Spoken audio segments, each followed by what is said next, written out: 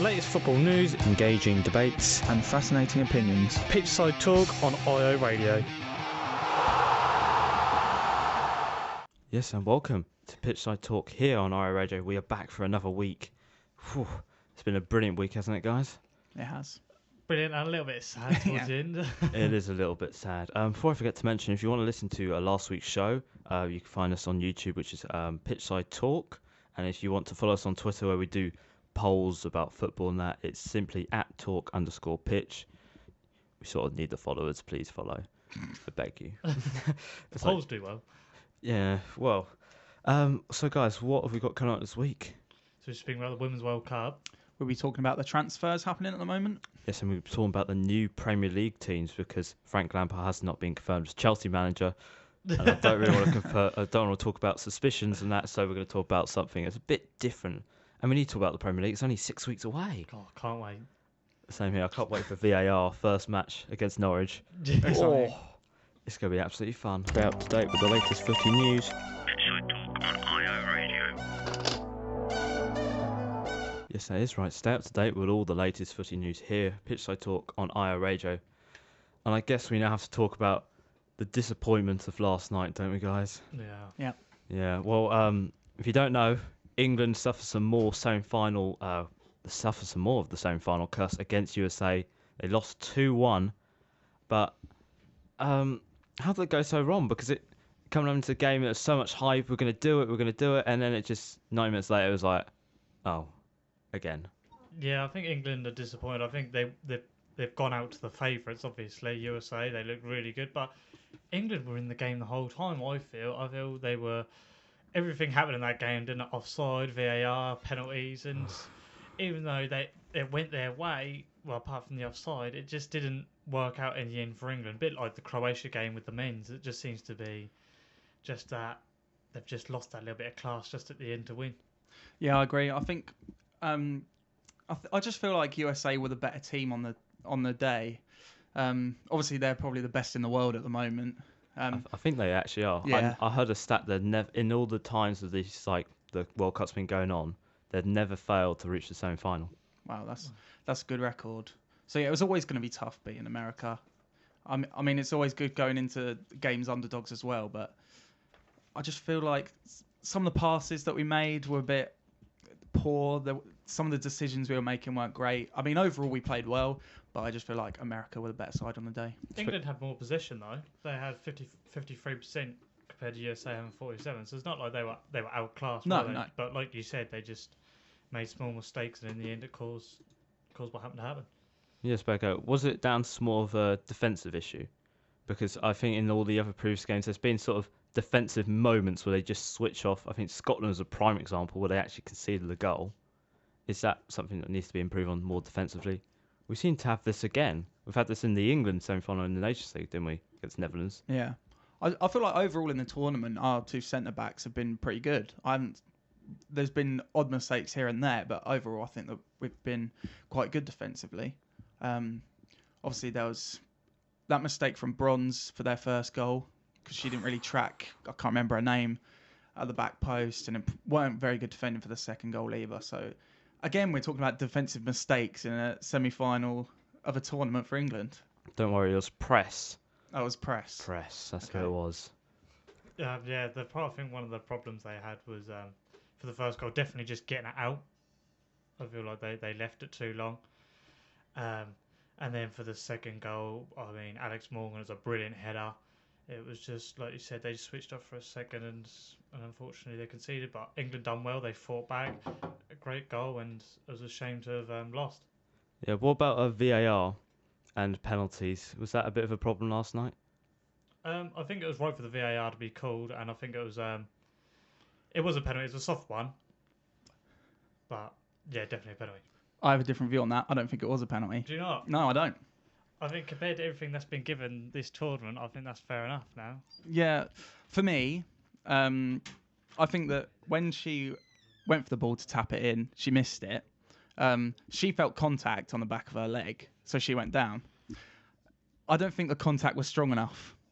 Yeah, would you give that as a yellow card then, as a dive? Oh, I don't know about that. I don't know. It's a hard one. I just don't think it was a penalty, in my opinion. Yeah. But we missed it anyway, so Yeah, so it doesn't matter. so it doesn't matter. Yeah, we did miss anyway. What was that a right decision by Steph to step up and take the penalty? We know Nikki Paris has taken 3 and missed 2 of them. Was that the right decision there by the captain to step up? I think it's just England with penalties. I mean, whoever takes it, it always happens, don't it? I mean, I think Ellen White should have been on it, to be honest. I know I've seen people talking about how she doesn't want to be under pressure and stuff, but she's on form. So, and Yeah. she's been scoring goals, so I think she's the joint top goal scorer. Yeah, isn't she, she's now got with Alex 6. Morrison. I Yeah. think she's definitely England's best player by far in this tournament. yeah. I think Steph Houghton stepping up, I think that was a good thing for her to do, because Nikita Paris has missed 2 penalties this tournament. But yeah, I agree. It's just England with penalties. We can't seem to score them ever. I thought we got over the penalty curse. Oh yeah. That's what I thought. I thought that as well, but it seems to come back. Well, has this tournament been a huge success for England on and off the pitch? Yeah, it's been amazing. I mean, we're talking about it now. That just shows that how much it's looked. I think we saw over 11 million people watched the game. That's another 4 million from the first game of the tournament. So it's amazing how England have done, and I think women's football will be changed forever from this tournament. Yeah, I feel like England as a nation has fallen in love with this tournament, haven't they? I mean, I feel like the way that England have been playing this tournament obviously has attracted viewers, and for BBC to actually put it on the main channel as well, I think that was a good thing for them to do. So obviously there's this. Yes. I don't know if we're going to talk about that now. Well, we're mentioning about apparently the Premier League is stepping a bit closer to the Women's Super League to take it over from the FA, which is quite good because I think it needs to come more mainstream, doesn't it? Yeah, definitely. But some of them actually are better than the men. They don't dive. No, that's true. It's Yeah, brilliant. true. It's nice to see some clean football, apart from Alex Morgan last night on Really Bright. I feel like I've enjoyed this tournament more than I enjoyed the World Cup in 2018. What? As in, because no, hang on, let me finish. I'll let you Not finish. as in quality, not as in quality of football. Okay, yeah. As in, every time going into an England men's game, I was very nervous, and I was like, Oh, "We're yeah. going to go out here." Fair But enough, I felt confident going into the England games in the women's. Obviously, not the quality wise, but yeah. I'll give you that. yeah. Let me finish what I'm saying, That's all right. please. It's just a very questionable thing. Like, that was one of the best summers of our lives Yeah, I, don't I know, but until Croatia came along. But yeah. you know, so you mentioned about the viewing figures actually there. Well, there's actually some more stats about that. So there's over 50% of the UK audience share watched that, and then it is the most watched TV show of 2019. wow, that just shows how much football's changed. That's why when you see like the Premier League things, that's definitely good for women's football because the stadiums that they play in, for these top sides in the world, they should be playing at the better stadiums, even the actual team stadium. But obviously, if they both play on Saturday, that can be a problem. But Yeah, I think they play at like the academy ones and that. Yeah. I know Man City they play at the campus one or something. I don't know Yeah. what they called it. But I just feel like at the level that these players are at, that you can see from the World Cup, they should have a little bit more respect within the league. Yeah, sorry. Like, go. I mean, there's world class players in these teams, aren't they? So playing at smaller stadiums, it's not going to attract viewers at all. No, not at all. Well, I think we should talk about the USA a little bit. What can stop them in this tournament? I think England sort of pegged them back a little bit, but couldn't do too much. Spain did, France did, but who can stop them? Well, no one at the moment, I don't think. No. I think they're a brilliant team. I saw that they scored within 12 minutes in every single game in this tournament, which Crazy. is they may be a little bit of a weakness defensively, but attacking they're so good, and I just feel like no one can stop them at the moment. Yeah, I agree with you. I would have had Germany as the closest team, but obviously they had that shock defeat against Sweden. Netherlands are a good side. They've beaten 2 of the teams that I thought would be some of the favourites to make it far. They beat Italy and they obviously beat Japan. Mm-hmm. So the Netherlands look good, but the way the USA have played throughout this tournament, I mean, they won 13-0 in the group. So it just shows that they're not here to mess about and they're here to retain that World Cup. Spagger, who is going to win tonight? Because we've got Netherlands-Sweden tonight. Sweden weren't expected to get this far. And also the Netherlands. This is their first time being in a semi-final of the World Cup. Yeah, it's going to be an interesting match because I feel like Sweden are probably dark horses. I mean, they can beat a really world-class Germany side in the quarterfinals. So they're going into this with confidence. But the Dutch side are very good as well. Obviously, they won the European Championships. So it's going to be a tough one, but I think I'm going to go with Netherlands to win. Yeah, I think you've got to agree. I think Sweden done very well to beat Germany. Germany hadn't conceded in that tournament until that game, so it just shows the class and the passion that those Swedish players have. But when it comes to crunch time, I think the Netherlands will nick it. Netherlands, and then I guess we're saying USA Netherlands final on Sunday. Yeah, I think we're all in I think agreement so. who's going to win. Yeah. See, football's getting a bit predictable. Like it's like the Premier League. They need to stop winning. They're not Man City. Come on, stop. Let somebody else win. Well, when we come back, we're going to be talking about transfers because we've had loads of transfers over this week / 2 weeks or whatever it is. I can't remember. I think we should just play some songs. Pitchside Talk on IO Radio. Yes, this is right. This is IO Radio here on Pitchside Talk. It is one of our own because it's a good football chant, isn't it? Like, it's a good football chant. Well, welcome back. Now we're going to be talking about transfers. We've had quite a busy week for transfers. It seemed to have all just kicked off all of a sudden. Yeah, definitely. Yeah. Man United. Yeah, Man United. Well, we're actually going to start there first. They finally have confirmed the signing of Aaron Wan-Bissaka from Crystal Palace for 15 million. Too much money. Too much money? Yeah. First season of football, wasn't it? Or something like that. Yeah, he's had one good season at Crystal Palace. I mean, didn't he? I can't remember what his stats are off the top of my head right now. I think I've got it. 1 goal, 3 assists, or the other way around. And then I've got it right here. Here we That's go. 39 appearances, 0 goals, 4 assists, and 12 clean sheets. That's what I mean. But his passing stats are now very good, and his defensive stats are as well, isn't it? But Yeah.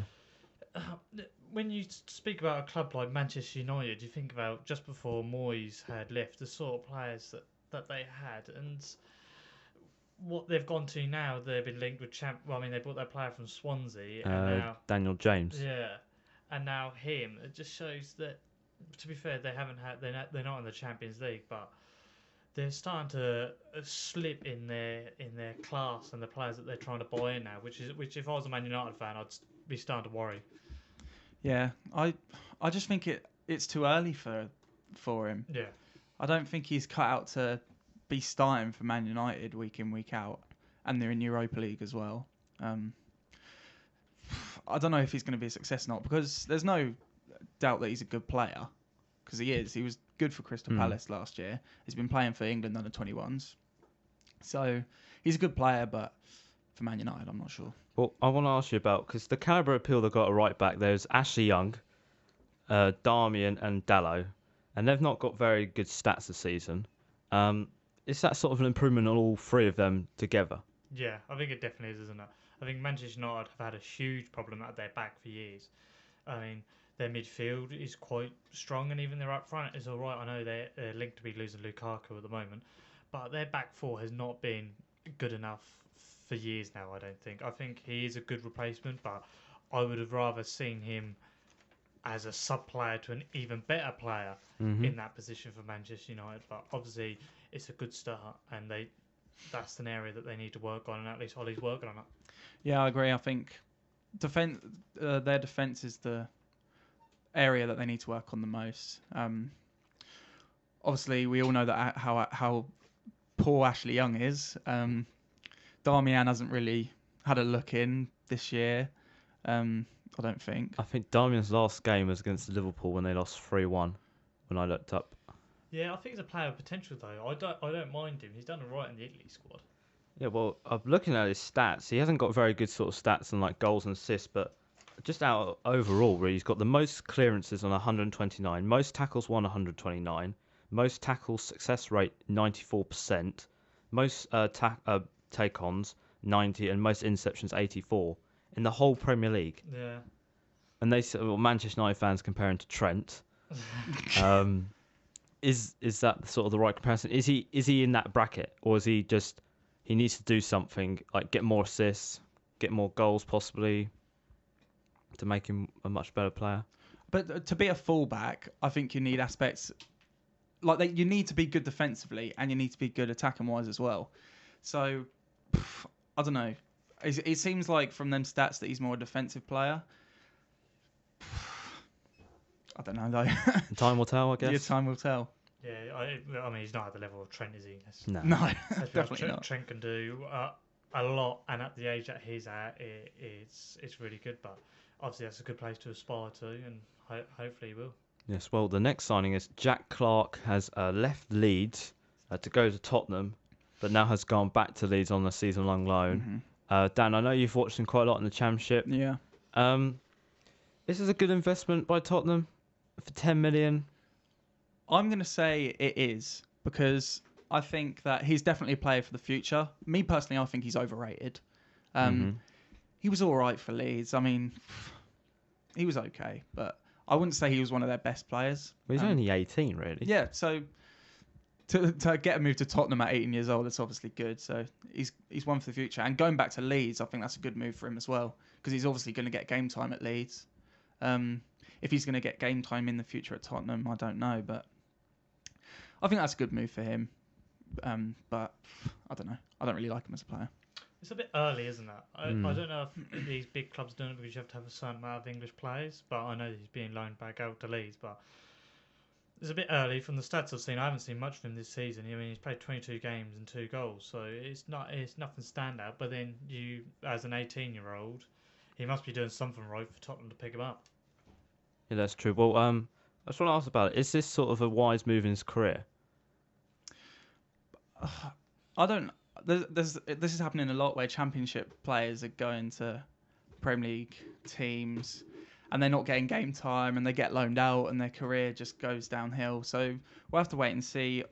I don't think he's one of the best players in the Championship last year, and he probably won't be this year as well. So I don't know. I personally don't think he'll get in the Tottenham team anytime soon, but in the future maybe.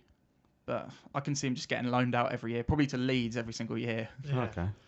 I don't know. With time, I think there might be a chance. I think we're starting to see a change in the Premier League. There's been players like Marcus Rashford who come through. Harry Kane, Dele Alli were obviously 2 big ones from Tottenham. Ruben Loftus-Cheek, but everyone must have thought for the last few years that he wasn't going to make it in that Chelsea side. He was linked with Liverpool at one point. Yeah, I remember that. I would have happily taken him on. But... Hudson-Odoi. So I think Clark's got a chance, but he's just got to prove himself in the Championship. And when he gets his chance at Tottenham, he's got to take it. I just want to ask you one question. Is this just a Tottenham taking an investment on 10 million? If it doesn't work transfer? Well, for Tottenham, 10 million is not really that much money, is it? So Well, they spent nearly $1 billion on a stadium, and it has a brewery and a cheese room. So I guess not then. no, yeah. So 10 million for them is not that much. So, I mean, they're taking a chance, and if it works out, then brilliant. But if it doesn't, then it won't be too bad for them financially, will it? Yeah, I agree. All they need him to have his one good season. They probably could make a profit off of him if they don't need him. So that's all that matters to them, don't it? No, fair enough. Well, we're now going to talk about some of the rumours that have been floating around. The transfers. We're going to start with Crystal Palace again. They seem to be quite liking the transfer at the moment for departures. Apparently Zaha had an offer for 40 million by Arsenal. I think that's apparently going to be rejected because Crystal Palace value him 100 odd million. Or something like that, 80 or 100 odd million. It's like them 2 figures. But is he a good player? He had the step up to the big team at Manchester United a few years back, and it didn't work out. Is this now his time to go? He's 20. I think he's 26 now. Is this his time now to go? I need to leave. I need to go to a big club and prove myself again. I mean, he's a good player, but I don't think he's an amazing player. I don't think he carries that Crystal Palace team. I think Arsenal would be a good move for him though, because Arsenal were in a funny state at the moment where they seem just to be a Europa League team. They seem to be finishing 5th and 6th. So maybe it is a good move with him. I know there's Lacazette doubts or Aubameyang doubts with whether they're staying, but I think he'd be a great creative player to come to that team. Yeah, I agree. It's whether Crystal Palace will let him go or not, because obviously I feel like their fans think he's their best player. I think for Townsend that came in, I think it was only just him. Yeah. Yeah.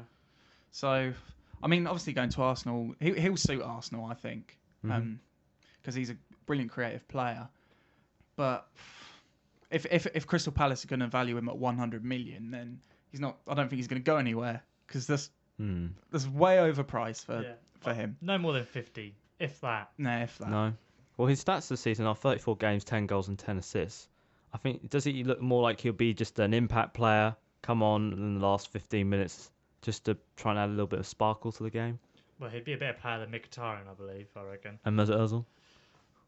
I don't know. On his day, if he wants to turn up, he could be a good player. But if say Zaha was linked with a club like Manchester City, Chelsea, or Liverpool, you wouldn't say that would be a good move, would you? You would go probably not. It might be all right. But for Arsenal, I think it will be an all right move, and he'll probably do all right there. Yeah, I think he would do all right there as well. I mean, he'd be a great player to come on in the last 20 minutes, fresh legs, and make a difference. So I think that's probably the kind of player he'd be. I agree that he's probably better than Mkhitaryan. I can't pronounce his name. But Henrik Mkhitaryan. Mkhitaryan. I always pronounce it wrong. So yeah, I feel like that'd be a good move for him, but I don't think it will happen. Oh, fair enough. Well, we're going to talk about another rumour, which is sort of circling around. Who was at Ipswich, used to be at Ipswich, and he's at Bristol now. He's circling around Premier League clubs. Adam West is apparently off to, potential. No, he is potentially off to Aston Villa for about 25 million, I've heard. Yeah, 25, 30 million. Is that going to be a worthy investment by Aston Villa to bring him in? I think it will be. I think he is a brilliant centre back. He's got he can head the ball really well, and he can also bring it down and push forward from defence. So I think he's a brilliant player. Maybe 30 million's a bit too much for him. He's a championship player, by the way. Yeah, he is a championship player. He's had a decent season at Bristol City. I think I can't remember how much we sold him for. I think 3 million maybe. I think it was 3. Do you want me to have a quick look whilst you talk? Did he go to Portsmouth or no? No, we bought him from Portsmouth. Oh yeah, and then he went to Bristol City. So obviously he's been a brilliant player for Bristol City. And I think he'd suit the Premier League at a team like Aston Villa, one of the lower clubs. So yeah, I can see that deal happening, but I still think the 30 million's a bit too much for him. While he was at Ipswich Town, he always seemed very comfortable on the ball. That's something I always took from him. He seemed to lead that back line. Then when he got injured, I think they really missed him. Yeah, he was sold for 3.6 million. So yeah, I mean, we'll get money back for that, so I'm all right with that. Yeah, some more money. I'm all right with that deal. But no, looking at his stats, he's made 47 appearances this season, 3 goals and 12 assists. So he looks like quite a good player. But will he be able to make that jump to the Premier League, especially with Aston Villa, because they want to stay in the Premier League. They're for a fair number of years they were like top 4 contenders, if I remember correctly. Yeah. I don't know. I can see him being okay in the Premier League. I feel like Aston Villa's defence, they need to improve if they're going to play when they go into the Premier League next year, because they signed that centre back there on loan. House. So I feel like Webster could improve their back line. If he's ready to start every game in the Premier League, I don't know, but I feel like he'd be a good addition to their squad. Yeah, you have to run the risk with players like that, especially when you're spending that much money. But I feel like with 30 million, they could probably buy like a better defender who's maybe a little bit older, that would have more experience in the Premier League, that I feel would be better for them if they're trying to survive a season. Then they can build on it the season after. But hopefully he'll do well. Okay, fair enough. Well, it seems like a bit of deja vu, but we're going to talk about Manchester United now, and apparently they're putting bids in left, right, and centre. Apparently they put in a bid for 70 million for Harry Maguire. Apparently it got rejected as well. Also, Man City are interested in him. Would that be the right move for Manchester United to go for somebody like him? 70 odd million. That seems a lot of money for Harry Maguire. I mean, Manchester United pay what they want for who they want, I guess, these days. I mean, Harry Maguire's actually a really good player, isn't he? I was looking up some of his stats this morning. In 100 games, he's got 7 goals, 6 assists, 19 clean sheets. His tackle success rate is 70%. So he's definitely a really good player. He lit up the scene in the World Cup. It's just how much Man United want him, and they need a good centre-back like that. Yeah, I agree. I think it'd be a very good signing for Man United, actually. Yeah. I feel like he's a brilliant player, and I don't know if he'd go to Man City, because I don't think they really need to improve their backline that much. I mean, they've got Laporte. Well, they lost company. Oh, yeah, that's true. So maybe they do, but he's a very good player, and I feel like that would be a great signing for whoever gets him. I think that's a good sign for Manchester United, but for Man City, I wouldn't think that's as good of a sign. No. I think they could do better. Okay. Well, I was looking at he was signed for 13 million, so Leicester going to make a lot of money back. But would Brendan Rodgers want to see him go?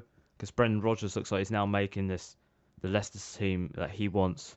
I think there was Justin James came in, and apparently Tillemans is going to apparently come back. Would he want to see the back of him?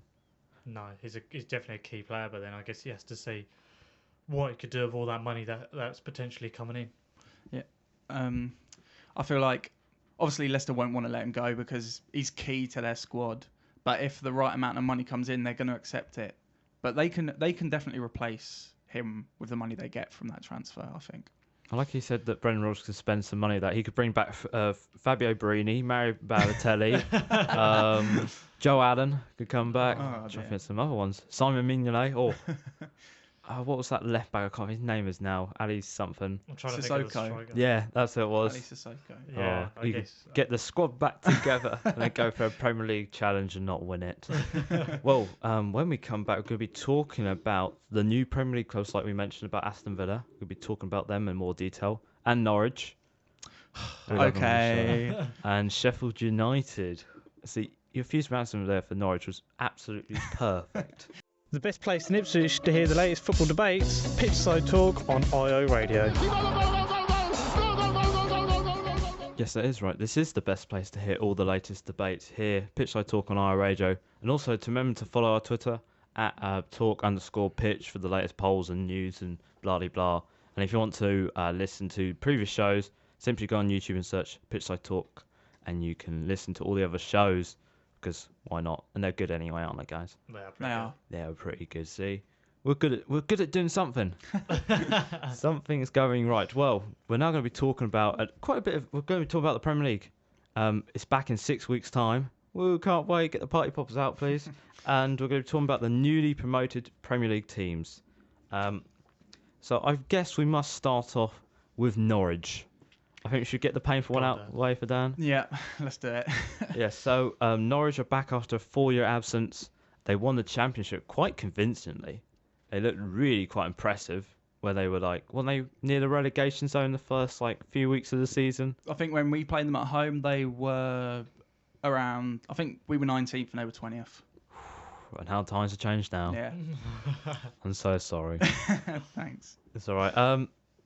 So Norwich have been sort of a yo-yo club in the Premier League and the Championship, but is this the time where they kind of go and they settle down and get a few seasons behind them in the Prem? I definitely think. I hate to say it, but I definitely think that they have a chance of staying up this year.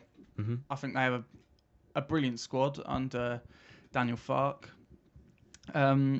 They've got brilliant youngsters coming through. Max Aarons, Ben Godfrey, Jamal Lewis. They're all brilliant youngsters coming into the first team. Actually, they played probably every game last year, and they've made a few. I think they made a signing. What's his name? Dermich. Dermich on a free. Yeah, on a Another free. Pookie. And he starts for Switzerland national team, doesn't he, up front? Mm-hmm. So I feel like that's a good signing. Obviously, my heart says that they'll go down. At 1 point. But my head's saying that they're going to stay up. But who will be the ones to watch in this squad? Because I know they've come out and said that they're not going to spend big. They've got all this money, but they say they can't go and spend big because they've done it in previous seasons and it hasn't gone well. So I think they're learning from their mistakes, aren't they? But in the Premier League, do you need to spend big now to sort of stay up? Yeah, I think you do, and I feel like that's going to be maybe one of the reasons why Norwich don't stay up if they're not going to, because they lost their parachute payments because they're in the Championship for too long. So that's going to be difficult. Obviously, you get money for getting promoted, especially as champions as well from the Championship. But I feel like you need to spend money to stay up in the Premier League, definitely. But they have a good team to work with to start with. And I've got 3 ones to watch, I think, that'll be good next year. Emi Buendia, who was fantastic last year. He was probably one of their best players. Timu Pukki, obviously, he scored the most goals in the Championship. Yes. 29. 29. And also Max Aarons, who is another amazing player who was linked with Man United. They're the ones to watch for me. Yeah, I put that Pookie, Aaron's. I also put Tim Krul that if he'd play, because I just think he's got a lot of experience within that league. I mean, Norwich been 14 games unbeaten last season, so it just shows that side's got strength in it, and I think that they will do all right. And I think with clubs like Newcastle and Brighton having problems of recent times, I think that can help give Norwich some confidence. Well, Johnson, my one is to watch. I've just done. I thought I'd throw one to the mix. Is Patrick Roberts, who's gone on loan there from Man City. He looks like quite a good player. Yeah, he's a good player. Been on loan in Spain. Didn't he go to Celtic as yes, well? He was actually and at Fulham as well. He was he started his career at Fulham. Yeah. I think he's something to probably watch. He's got something to prove now. I think with sort of Man City youngsters, they have to prove something like Jadon Sancho. Yeah. That one that went to Swansea, and he was at Selena. Oh yeah. I couldn't think his name. I saw his face, so I was just like, he was at Ipswich, so I know all about him. Couldn't connect, but I think he's something to watch in that side. Yeah, he was definitely one of the youngsters that have got a bright future, but his career's kind of maybe not been as he has hoped. So yeah, being in the Premier League with Norwich, that's a good move for him. Yes, well, I think we should talk about who finished second, which was Sheffield United. They have returned after a 13-year absence. I think they got relegated on the very controversial Carlos Tevez goal against Manchester United all those years ago. Oh, how football was so different back then. Do you think they're sort of the underdogs in this sort of staying up? Because I think a lot of people, they're tipping them to go down. But can they do a Huddersfield? Huddersfield stayed at the first season.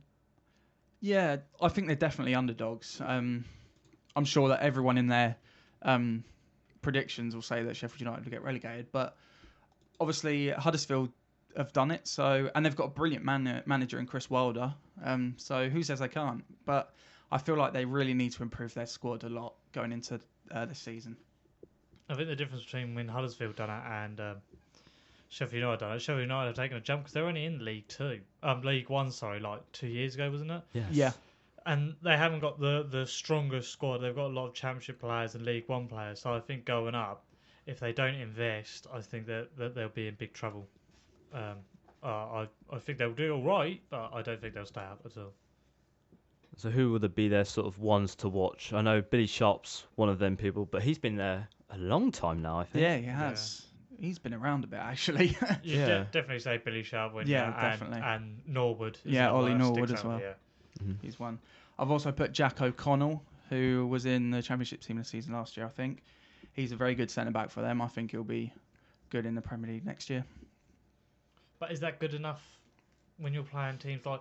You've got to think about the teams they've got to compete against, like Burnley or Brighton. These are going to be sides that they're going to come up against. I just can't see them beating them.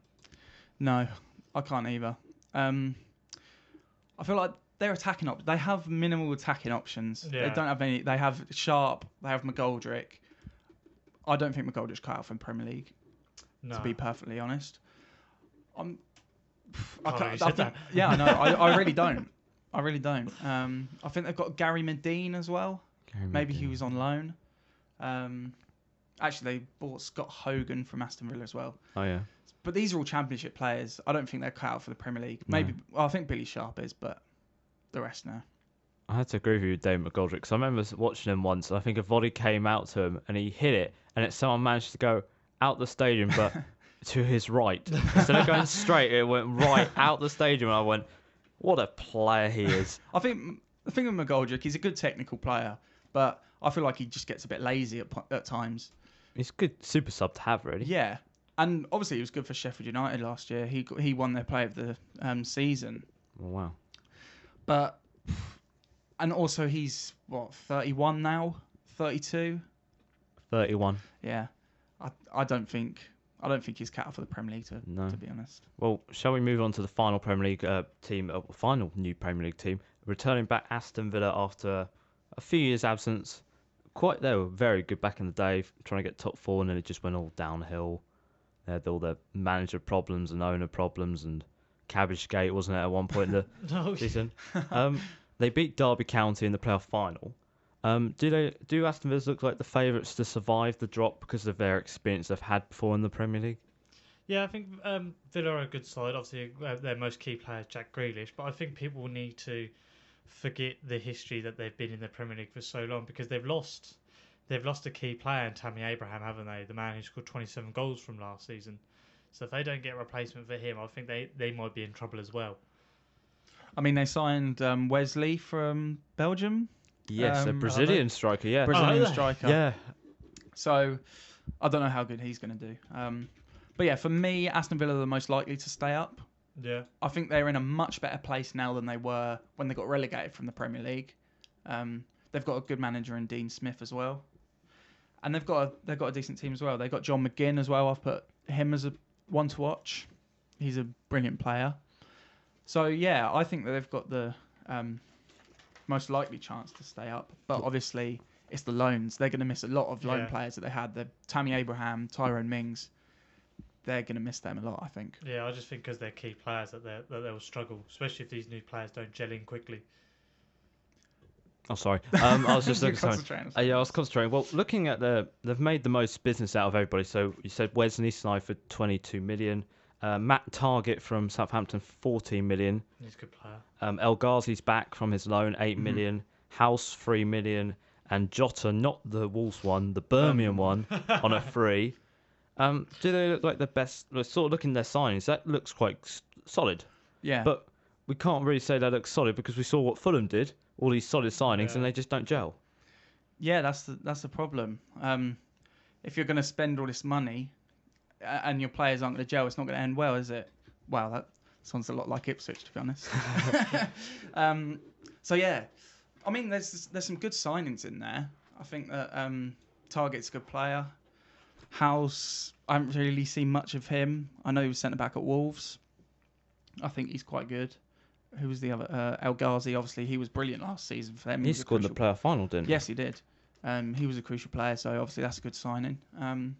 Jota, I don't know about him, but it's a free transfer, so can't really complain about that because he is a decent player. But yeah, they've done some good business, and I can see them staying up. Yeah, personally, I would pick Norwich as the favourites to stay up. I know you don't want to hear that, Dan, but I just think that they done so well as champions last season. I think they played really well, and I think that I think they've got a really strong squad, and they've got a nice squad, and I think they'll just, I don't know what it is about them. I just think they'll do better than Villa and definitely against Sheffield United. Oh, fair enough. Well, I want to. So in the last 10 years, I did some research this morning. In the last 10 years, 11 of the newly promoted clubs have been relegated out of 30 of them, and some of them were actually Norwich. Yeah. Norwich were featured on there twice. Not surprising. No, Yo-Yo twice. Club. No, sorry, once. Actually, Oh, once. there you That's go. actually a lie. Okay. Sorry, a lie. They were in the Championship They're for on quite a there while. twice, but they're only relegated once. So, but it's quite good actually. So there's some sort of hope here that all these three could survive. It'd be nice to see them all survive. I think it's nice to see a change. If I was to pick my bottom three right now, I'd probably say Sheffield United, Brighton, Newcastle. I feel like going into next year in the Premier League, there's lots of teams that could get relegated.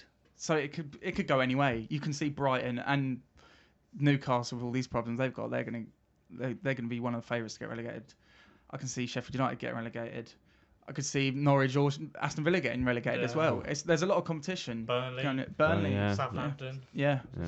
So it could go any way, but for me, my bottom three, I'm going to go Sheffield United, Norwich, and Brighton. Okay, fair enough. Well, I know in the coming weeks we are going to do all of us are going to do our own. We're going to predict our whole Premier League table in a couple of weeks. So Okay. I'd like to see if you're going to stick to that bottom three by the end, before the start of the Premier League. Really, it'd be quite interesting to see. Pitchside Talk, footy debate from the Premier League Outback. Yes, this is right. This is with the League One Outbacks You now. still haven't changed it. No, I haven't changed. I haven't had time to change it, and it flows better the Premier League Outback because Yeah. the nearest Premier League club is probably it's Norwich now. I was going to say it's like West Ham, but it's Norwich now. Yes, it is. Oh, how painful! Might have to do a Yes, live very broadcast up from there one day. Oh, that'd be your dream, wouldn't it?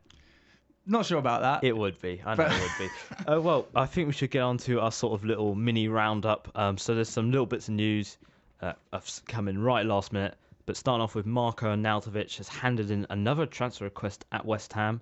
I know there's an offer that has been rejected for 19 million, but he did this in January, and bids got rejected for 35 million. Is this now West Ham's time to go? We need to get rid of him because he's just going to keep pestering us. Yeah, I already thought he'd already done that in January because he'd done that send off to the fans, didn't he? I think Yeah. if he's doing it twice, he's got to go now, hasn't he? I think he's a good player, but if he wants to go, I know he was rumoured with China. If he wants to go there for some reason, maybe he wants to work with Rafa. Maybe he wants the money. That's more likely. Yeah, probably. Then just let him go. There's no point having an unhappy player because they just won't play. No, I agree. If I don't think West Ham should keep rejecting it. If the player wants to go, then let him go. I mean, he's obviously a good player, and he wants. I don't know about West Ham. I don't think they're a great side. I mean, they've got some good players, and also Arnautovic is a good player, but he wants to leave. So. It reminds me a bit of the Dimitri Payet situation, you know. Yeah. Yeah. It's a shame with West Ham, isn't it? Because they're also a very big club, and they've got all the aspects to become a European team as well. But they just seem to not. They just can't hold on to their big players. Well, moving on from another side to London, back to North London. Tottenham actually did make another signing in Dombele. I'm not going to try and pronounce his first name because I keep accidentally saying it wrong. They signed him for 56 odd million. Is that a good sign by Tottenham from Lyon? Champions League experience, sorry. Is that something that's quite a good sign by them? I think he's a really good player. I was looking up some stuff on him. He's got an 81% dribble percentage, successful dribble percentage. And he makes on average about 52 passes a game. He's a really good player. I think he played in the under-21s Euros or World Cup. Oh, okay. Recently, yeah, he's a really good player. He's a top prospect, and I think a sign like that for Tottenham's really good. And I think after being in this Champions League final, Tottenham needs to start making some more big signings. Yeah, I don't really know much about him, but Fair enough. yeah, he's obviously a good player, and it makes a change for Tottenham to actually sign players. I think their last. Well, I actually looked up when they signed Lucas Moura 518 days ago, and they've made 2 signs in one day. I'm quite surprised Daniel Levy hasn't fallen over because money's exiting his bank account. But we're going to move on to Ipswich. They had a transfer target. Was it Danny Mayer? Mayer. Joined Plymouth over Ipswich Town. Is that a big loss by Paul Lambert? A big key target to his side, he's saying. Yeah, obviously he was probably the number one target for him for a winger. I think if we signed him, it would have been a brilliant signing. I've seen some of his videos, and he's at Bury last year. He scored 8 goals and 9 assists, I think. 11 assists. And 44 I've got my appearances. stats wrong. So yeah, he's a decent player. I just think it's a bit odd that he chose a League 2 club over Ipswich. Obviously, there's reasons, but maybe it's because they just put in an offer before we could get a look in. Apparently, he was at Ipswich at Portman Road at one point. I heard about that as well. So yeah, it's a bit odd. I don't know. I think there's other players out there that we could sign in that same position. But obviously, if that's a main target, then it's going to be a big loss, really, isn't it? Yeah, and wasn't a left-sided player that Paul Lambert wanted badly. Is there any sort of hints and suggestions that there could be a new one coming in left-hand side? Not left wing at the moment. We've got a left back linked called Luke Garbett. He's Everton player. Oh, you'd be bad. He was on loan at Oxford last year. He played 25, scored 4, but I don't know. Website didn't say any other stats, so I don't really know much about him. Fair enough. But I don't know. I guess he'll be back up for a Kenlock at left back, but at the moment we're not really linked with much players, which worries me a little bit. Well, yeah, not long till the League One starts. Is it? Yeah, no, it's it's week not before long. the Prem, so it's 5 weeks. 5 weeks on Saturday. 5 weeks, yeah, and the pre-season tour start. Yeah, we've got a pre-season tour in Germany. Well, it must be this month. Yeah, you going? No, I'm not going. Oh, I can't afford to go to Germany. I know, like every Ipswich fan, like I know, are going, and I was Really? like, yeah, I was like, what are you doing going to that? I have no clue. Well, unfortunately, we've hit the end of the show. We're going to blow the full-time whistle soon before VAR starts interfering, and then we have penalties galore, and we miss all of them like we did last night. Well, we'll see you again next week for another more football news. I don't know what we're talking about. Probably transfers. Maybe Frank Lampard, because that's going to be announced tomorrow, rumouredly. Yeah. You can't wait, can ya? The whistle has been blown for full time. Tune in next week for another jam-packed show.